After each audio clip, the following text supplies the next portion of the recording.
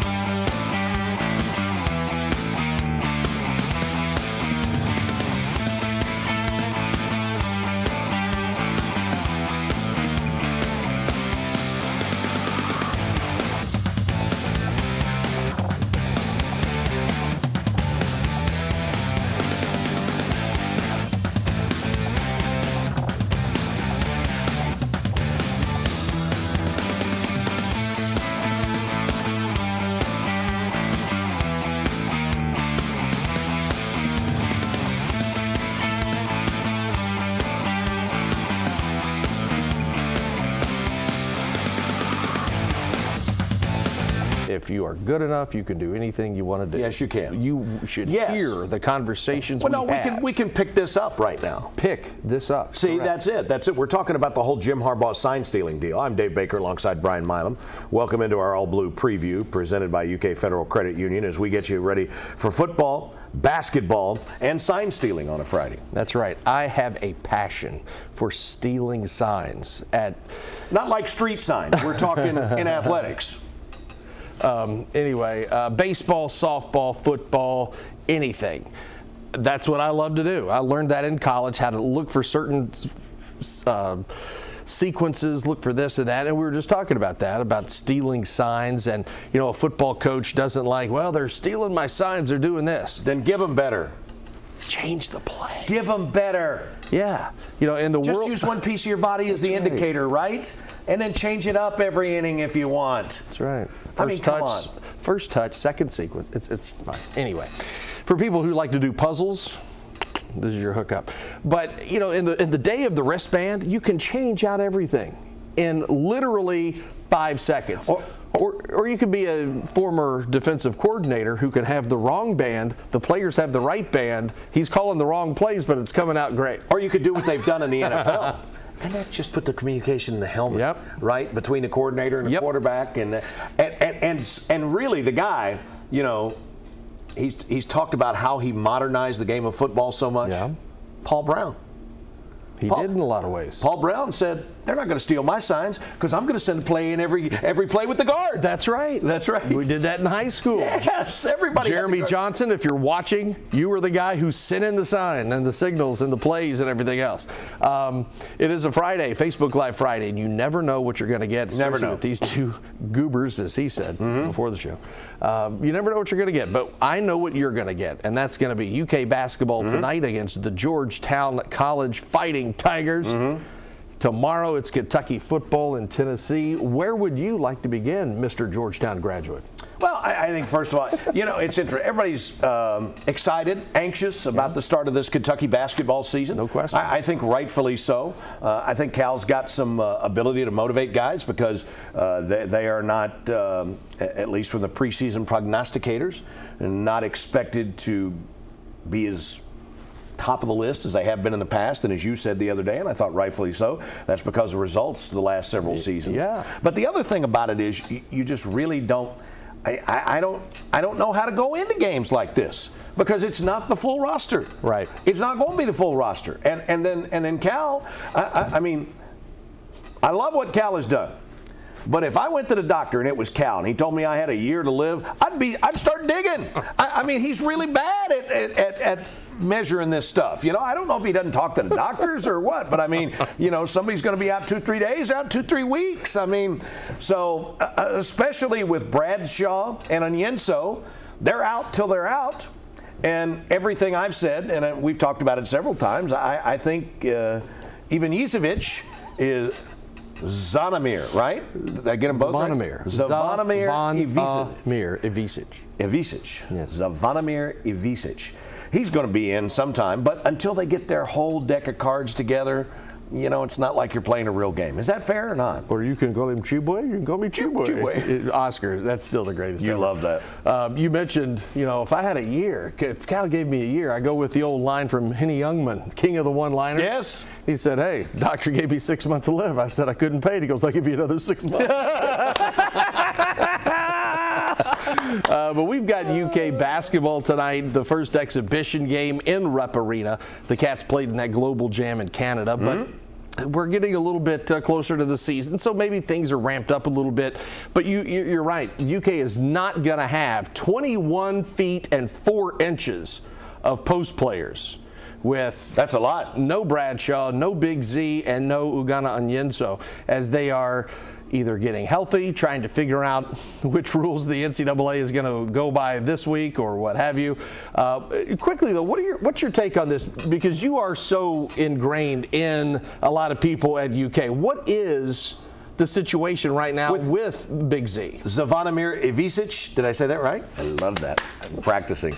Okay, here's what happened. There are a lot of foreign exchange students at UK. Sure. Obviously, I deal with a lot of them in the soccer broadcast. Right. Like my friend and yours, Ulfasdal. Greatest name ever. Right? Okay, a lot of consonants right there. But what happened was they got the deal done with Ivisic, and it was at the start of August. Sure. And this kind of stuff takes time. Then you had that tragedy that happened over in Israel. And so the United States State Department is trying to get people out of harm's way, sure. Right? Okay, so that slowed things down a little bit. So then they get him over here, and once he gets here, he'd already been cleared by the NCAA. Once he gets here, there is a 45-day window which starts, in which they will review his amateur status because he had some pro tryouts over in Europe. And that's not unexpected. It's something that's, it's happened before. It's normal stuff, but you just got to go through the process. A lot of people have asked, is this like the whole thing where they kept Enes Kanter from playing? No. I mean, he actually got paid. Oh, yeah. He got paid to play. But the best thing I liked about the Enes deal was his coach was selling meat out of the trunk of his car. I mean, they would just kill an animal, and he was selling meat out of the trunk of his car over in Turkey. Turkey don't play. Okay, so I'm told this thing could take a matter of weeks, and it's just that they got started late. I don't think there's any hiccup or anything that I'm aware of. I haven't heard that from anybody. It's just going to take some time. Now the thing on Yenso and Bradshaw, it's just really less clear. I mean, we went from they're not going to play in Canada to be out a couple of weeks to what did I hear? Like 5 to 6. Well, let's go back to the original problem when the issue came up, because Kyle Tucker, one of the most respected voices, that's true. He said right off the jump, "Hey, this is not a couple of weeks thing. This could linger into December." Well, here we are on past, and here we are on the doorstep of November, and there's a blue fog over there, and it's not the kind the fans bring into the game. It's the fog of uncertainty right now. And here's the deal too, and people have asked me about this. I mean, players and their people have gotten more protective about this injury information. Now, first of all, it's their stuff. That's exactly right. I mean, if you and I have got medical stuff going on, there are some people out there that like to put it all over Facebook. And I'm not saying that's wrong. I'm not that person, right? You're not that person. So, we'd like to keep it quiet. So, but obviously you're playing for Kentucky's team, and so there's great interest in it. But at the same time, they try to keep that stuff under wraps because a lot of these guys, most of these guys, certainly like an Aaron Bradshaw in a few months, is going to be working out for pro teams. And so they don't want people to try to knock down their value, which is what people do in this business. And so it provides very little clarity for fans, and I think they get frustrated by that. I think Cal, being a Pied Piper, is always trying to be optimistic, but sometimes that sets unrealistic expectations. And of course, he's protecting the kids too. So, it's a tough thing to manage. I've gone back. I'm just like Mark Stoops and Rich Brooks now. He's out. He's out. Yeah. He's out. How long is he out? I'll let you know when he's back. How long is he out? He's out. Yeah, he's out. Is it a season? He's out. One thing I think UK basketball fans will enjoy in this early part of the exhibition season and even the early part of the season without the 21 feet of human being in the paint. Yes. What's that mean? Smaller lineup, which usually almost always means a faster lineup, a quicker lineup.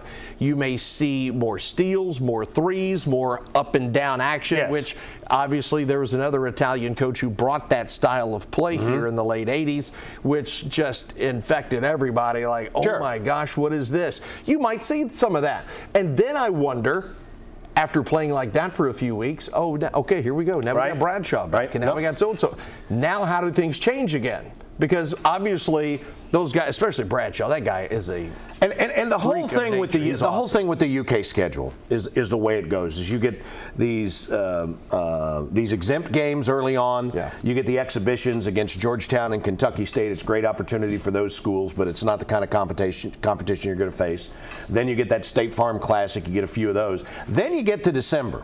Okay, and basically what you got is you got about 2 months to get yourself really where you want to be, right? Because during December, they only play once a week because it's exams. Exams and going home to visit family for Christmas, which Cal wants them to do. Sure. But I mean, it's one game a week, so there's a lot of practice time there. And then most times students don't get back on campus until that Tuesday after the MLK holiday. So that means then that all during that time, that's 6 weeks when they can go twice a day when they don't have games. And so that's an opportunity to really kind of develop. And so, Cal says we'll know what we have at the end of the season. I think you know what you have when students come back to campus and you start that second semester. But it's much more difficult for fans, I think, to get invested in it, to jump in like tonight when they don't know. They know this is not what's going to be there or what they hope is going to be there. Is that fair? I get that. Okay. I understand. Tomorrow, Kentucky and Tennessee. Football. Kentucky on a 2-game slide, coming off of the off week, the bye week. Tennessee, a team which, as we know, for decades has been a big orange thorn in the side of all things Wildcats. Is the bye week, I think it's a great time for it to come, to give yourself, yes, you get time to prepare. You get time to heal up, but you get ready for the one team which has been a problem for you. Last year, going into Knoxville, Coach Stoops said, hey, we got to run the ball, we got to control the clock. When someone says that to me, I know they're in trouble.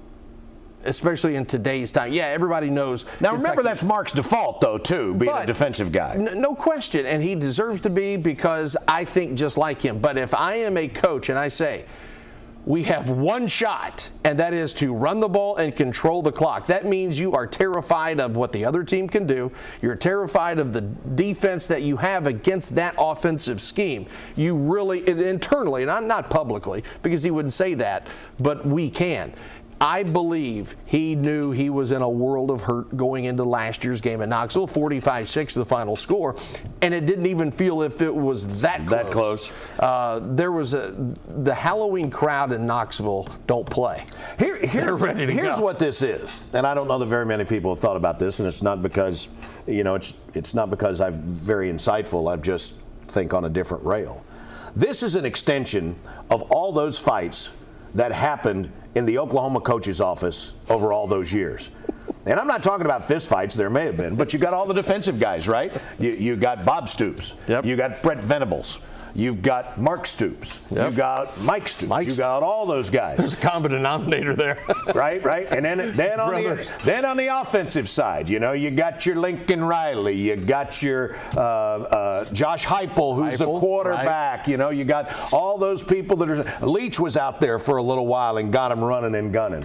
And so I'm sure that there was this constant headbutting, and this is the classic example of that. Heupel doing exactly what they did when they really had it rolling offensively, and Mark would like to do some of that, but he's still old school, and there's no kind of school like an old school. I agree with that. Believes completely. You win it with the basics, and so that's kind of the two things that are colliding tomorrow. This defense, Kentucky's defense, has got to find a way, though, to slow down. Now, Tennessee is not running on the cylinders they were a year ago, but this is a Tennessee offense that can get going and in a hurry. And the thing that burned UK last year, and against Tennessee, it has burned UK against Missouri. It burned UK obviously against Georgia. How many games can you remember Kentucky winning when the other team had explosive plays? Those are the standing 8-count shots that you get during the game. It's like, oh my gosh, how do we do this? When Missouri faked the punt, that was a standing A. He knocked him down, and UK never really responded. Georgia obviously was over early. If Tennessee, and I said this to someone here in the building, and I'm sorry, I can't remember who it was. They said, what do you think happens? And I said, we'll know at the end of the first quarter. All right. Kentucky, when they play the big guys, you know after 15 minutes what kind of game you're going to get. And normally, unfortunately, I was right about Georgia. No, you're right.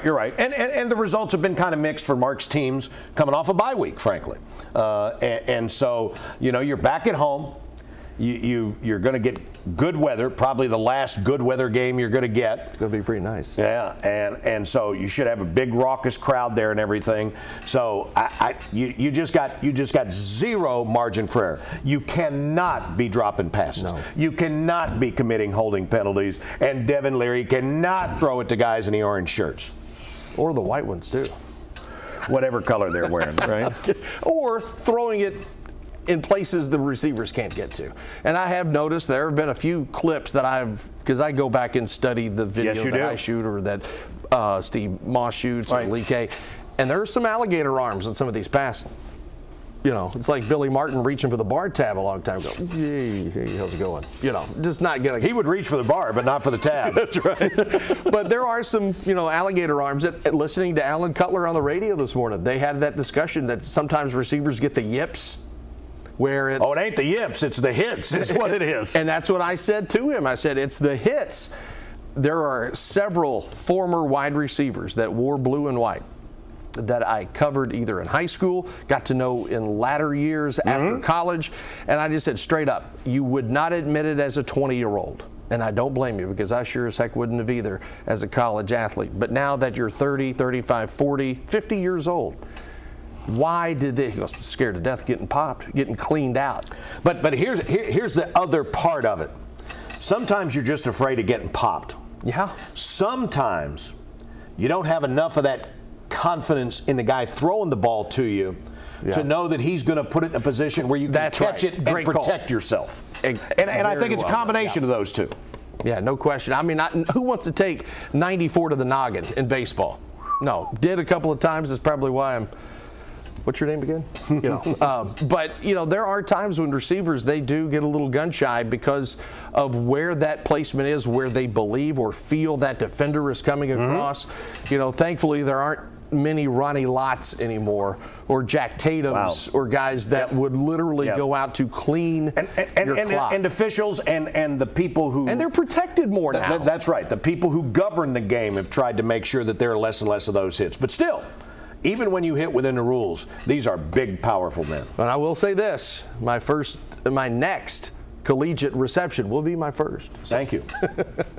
High school football tonight. It's the last Friday of the regular season. Final one. That's right. Every time November rolls around, it is time for playoff football. And tonight there are two outstanding matchups. In the city, you've got Scott County at Lexington Catholic, and then you've got maybe the biggest regular season game not called Male X, Male Trinity, or Trinity St. X. And that's Boyle County and Douglas. It is going to be a war. Is that at the farm? It's at the farm, just 2 miles away. Okay. And some believe Boyle County is the best team in the state, no matter the class. Wow. That's saying something. That is saying something. And I don't know that you have this right at the tip of your fingers. And you really... When's the last time that Freddie Douglas lost at the farm? Well, they lost this year a couple of times, but at the farm? Yes, but they had the team come in from Indiana, right? Yeah, but you also have to think about when's the last time to a team from in-state. Yeah, and Boyle went to Douglas a couple of years ago. Did they? And beat them wore them out 10 ways from Sunday. Right. And I do owe some of the Douglas folks. I was incorrect last week. I know. What did you do? Hard to believe, but Corbin and Douglas. Corbin held Douglas to a 6-0 score, And I had mentioned that it was Lexington Catholic had held Corbin to its lowest margin of victory on the year. I apologize to the farm. Okay, there you go. Because I'll see you tonight, and I don't want you to hold it again. I still think it'll be a great game. It should be, and this is a lot of times at the last week of the regular season, you get some of these intra-regional games where, like Central Hardin's coming over to play Bryan Station, and you get some Glasgow is going to Somerset. You get some of these, you got to travel the interstate a little bit. And Boyle's what, 3A? The 5A? Boyle County? Yes. They are in the 4-hole. They're in the 4A, and Douglas is 5, or they're now back in 4? Douglas is up to 6 now. Up to 6 They now. won the 5A. That was my point. So that's an interesting thing. These guys got a lot of pride. But in the ultimate deal, this game really doesn't have any impact. It doesn't, but I think unless you get somebody hurt. Yeah, and that is where hey, I'm all about being competitive, especially in a younger frame of mind when I was an athlete. But you've got 5 weeks to win a title. Right. And the first week or two, depending on your matchup, you're going to be a big favorite. You're going to be a huge favorite.